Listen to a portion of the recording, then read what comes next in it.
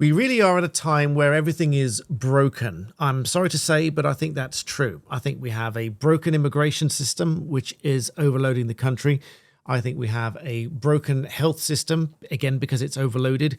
We have a broken justice system, again, because it's overloaded. There are countless, I think there's something in the region of 80,000 backlog cases, and that's just the Crown Court alone, let alone the family courts and the magistrates' courts and the civil courts and so on.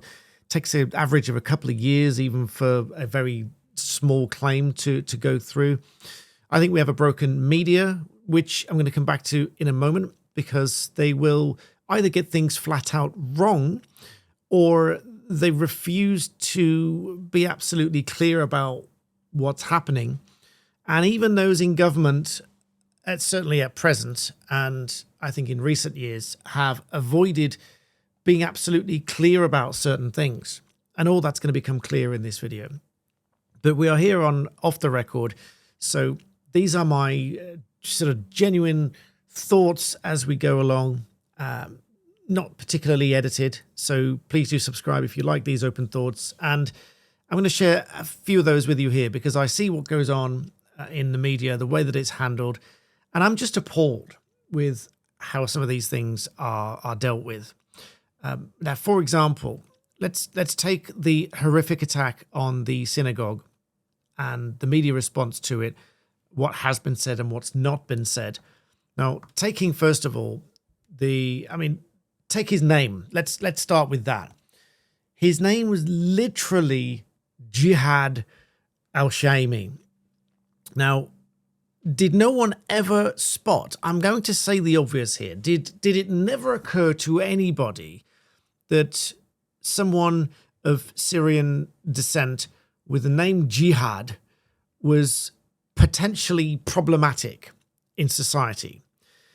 Now, I think I saw a post somewhere. I think it was even by one of the police forces. Here we go. I found it. And this wasn't recently. This was back in 2023. The Met Police said the word jihad has a number of meanings, but we know the public will most commonly associate it with terrorism, which obviously this case with the synagogue has been branded.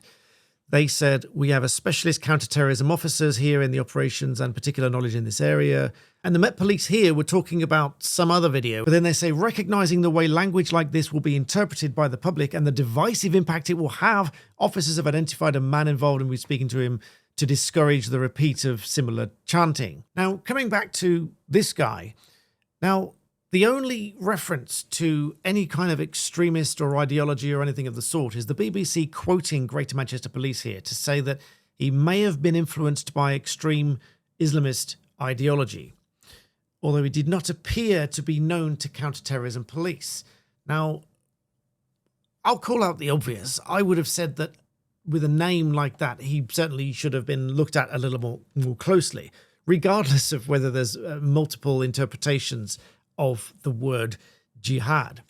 And as it turns out, that would have been right if they had done so. Now, I'll be the first to say that this is obviously an extremist, and an extremist in any culture, in any part of the culture, is to be seen for what they are, extremists, and not representative of the majority of that group. Whether it is a Muslim group or whether it is a British patriotic group that Labour tends to call the far right every day, multiple times a day, they would be extremists if they do go to extreme levels of hate and terrorism and attacks. But the BBC makes no real mention of that here. They make no real mention of him being an extremist of any sort, and as it would seem, an Islamist extremist. Now, I think they do. I think the media, and I think Keir Starmer, who I'm going to come on to in just a second, I think they harm communities, including the Muslim community, not to mention the Jewish community, when they fail to call out this type of extremism for what it is. And I think they do harm those communities. And I think it does serve to, ironically, serves to divide communities when they fail to call something out for precisely what it is. Now, they are quick enough to do so if they think it's the so-called far right. Let's go back to Keir Starmer from August last year, when there were, admittedly, There were unacceptable bouts of civil unrest and violence all over the place. There may have been a valid reason for those people to be upset about it, but there's never an excuse like that to resort to violence. But Keir Starmer, my point here is, was very, very quick out of the gate to call this out as far-right thuggery, labeling people criminals before there'd been any trials or even prosecutions in some cases. And he says here, and I quote, he says, "I utterly condemn the far-right thuggery we've seen this weekend. Be in no doubt those who've participated in this violence will face the full force of the law." Underneath, he says, "This is not protest, it's pure violence. We are a standing army of public duty officers. We will ramp up criminal justice. We will apply criminal law online as well as offline. We will not tolerate attacks on mosques or Muslim communities." But we didn't hear the same kind of rhetoric from Keir Starmer or anybody else with the recent, as in literally in the last 48 hours, where there have been clashes with the police, with, I think there were Palestine marches, and there were clashes with the police there. There was not the same kind of attack on those who seek to attack police or engage in thuggery and violence. And again, it should be seen that they are the extreme of those groups. Anybody can peacefully protest anything. I'm not telling you one side is right or wrong in the protest. It's one reason I've stayed out of that particular debate is there are arguments for both sides. And I will never tell somebody on either side that they are wrong in that. But when it involves violence and attacks on civilians and all sorts of other things, they are all wrong. All of these attacks are wrong. All of the violence is wrong. But the point here is it is never really called out like this by the media, by government ministers, unless it, as it seems, unless it's the far right or the alleged far right.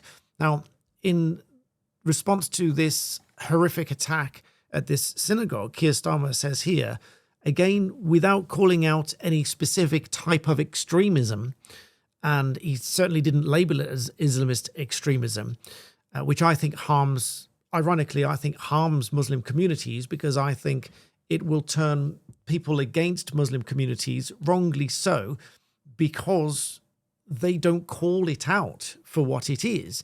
And again, it's the extremists of any group that resort to this kind of violence. But then Keir Starmer says here, this was a vile terrorist attack that attacked Jews because they are Jews. That's right. It was a terrorist attack and it was awful. It was vile. And then he says anti-Semitism is a hatred that is rising. Once again, Britain must defeat it. Once again, to every Jewish person in the country, I promise that I'll do everything in my power. But again, doesn't call out the specific type of extremism that this is. And other people commented online that seemed to suggest, like there's a quote from a BBC radio interview where it very much sounds like they're trying to humanize this terrorist, Jihad al-Shami. And this is the most alarming to me. RTE News, this is the Irish public national news company. They said here, and let me just expand it out so you can see this for yourself and zoom in. They say here, one of the victims killed in yesterday's attack at a synagogue was shot by police during their attempts to bring the unarmed attacker under control. He wasn't unarmed. Why are they labeling this guy, this jihad guy, as an unarmed attacker? When quite clearly the photograph here, this was the one of, if not the first photograph that circulated, which contained with what turns out to be a fake or inoperative bomb device attached around his waist. But he's holding a knife. And this was certainly the most prominent photograph, if not the first photograph that circulated. Why would this RTE News, which is the Irish and international public news company, why would they say he was an unarmed attacker? It just makes absolutely no sense to me because it's plainly wrong. And then, of course, we have the Palestine marches, which is obviously going to cause upset and probably divide within the community and fear within the community. And we have many ministers now either urging that they are called off or at least delayed for a few days to show respect to grieving Jews. We have Chris Philp saying that it's disgraceful that they're going ahead. We have charities saying that it's phenomenally tone deaf. And now we have the Met Police chief saying that the protests risk endorsing anti-Semitism. And the whole thing, I think, is quite well encapsulated by Michelle Dewberry of GB News here. She says, if this terrorist was a right-winger, we'd be currently being bombarded with wall-to-wall political condemnation. The far right would be blasted non-stop and promises to stamp them out would be on repeat. She said, because it's a Muslim, there's apparently nothing to see here and diversity is our strength, etc. And quite rightly, she says, whilst most Muslims, including my best mate, she said, are good, decent people, it is undeniable that there's a growing cohort of Muslims who have an extremist interpretation of Islamic doctrine and they pose a serious threat to us all. Their belief system simply not compatible with the Western way of life. Speaking about those extremists, as I mentioned. Unless and until, she said, we start with that basic truth, nothing will get better. She said, in fact, I fear that things will get much, much worse. Sadly, it's clear again today that there are scores of people who will simply refuse to acknowledge the truth for a variety of reasons, and it genuinely makes me worry about the future of this country. And we have Hamza Youssef, who Michelle Dewberry has quoted here, saying this evil terrorist may claim to be Muslim, but his actions have nothing to do with Islam. A religion that says to kill one innocent person is like killing the whole of humanity. Over the coming weeks and months, many will try to divide us. We must not let them prevail. But I think we do need to acknowledge that there are extremists within those groups, and it needs to be called out for the good of each of those communities, because dividing communities comes when one refuses to accept and acknowledge that there are few extremists within any one of those groups, and that does need to be called out. And all of this results in a bit of a broken system. And this is only going to be made worse when we do not have a democratic system where government listens to its people, and the vast majority of people, I believe, do not want digital ID, by way of example. 2.7 million people, last I checked, signed that petition to say we do not want digital ID. And the first line is, we will introduce it, was the first line. So what is the point in having a petition? What is the point in having a response? What is the point in having a debate? And how on earth is it a democratic system if you have a government that says, effectively says, screw you, we're doing it anyway. And they just do what they want to do, despite that it is not the will of the people. And so that is what I think we have here by way of a broken system. And I think we absolutely need to acknowledge these things. It needs to be called out, because I genuinely think it is detrimental to Muslim communities and certainly detrimental to Jewish communities when these things are not acknowledged and spelt out for what they really are. And so I personally find this quite incredible, and I think it is divisive. By not acknowledging it, I think that in itself is divisive. I believe that we can all live as a coherent society if this is called out and the evil within any one pocket of community is called out and stamped out, not just the so-called far right. And I, for one, long for a society which is devoid of hate and division, much less of racial and religious division and hate within the community. But I think that can only happen when everybody is honest with each other. And that starts with ministers and the media, such as it is. So hopefully I'll be your alternative voice in that regard. And I hope you subscribe to my channel. So thank you for watching.